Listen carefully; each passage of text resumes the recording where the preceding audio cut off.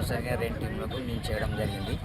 అదేవిధంగా ఇది ప్రతి ఇయర్ జరుపుకోవాలని నేను కోరుకుంటున్నాను. అదేవిధంగా ప్రతి ఇయర్ నేను ఏదో టీంకి స్పాన్సర్ చేస్తుంటాను.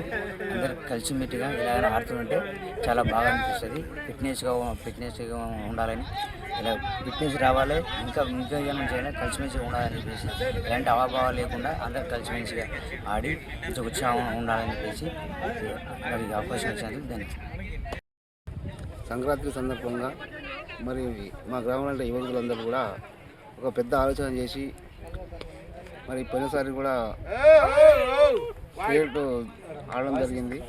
మరి ఈ సంవత్సరం కూడా అదే విధంగా కొనసాగుతుంది. దీనికి కూడా అందరం కూడా కోఆపరేషన్గా బాగా పిల్లలకి ప్రోత్సహించడం జరుగుతుంది.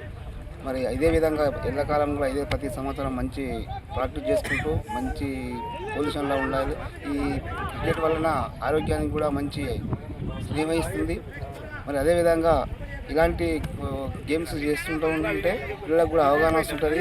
మరి మా ఊరు నుంచి కూడా ప్రతి డిపార్ట్మెంట్లో మంచి అవకాశాలు పొందుతున్నారు.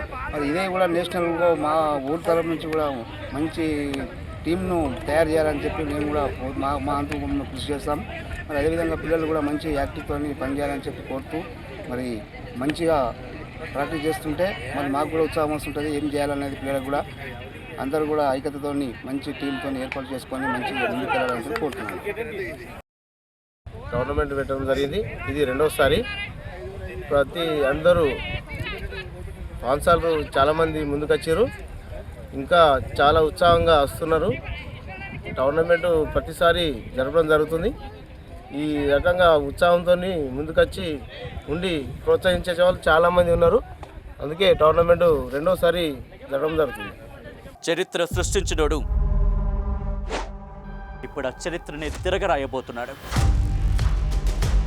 అబద్ధాల గోడల్ని బద్దలు కొట్టి నిజాలను రాగా మీ ముందుంచబోతున్నాడు.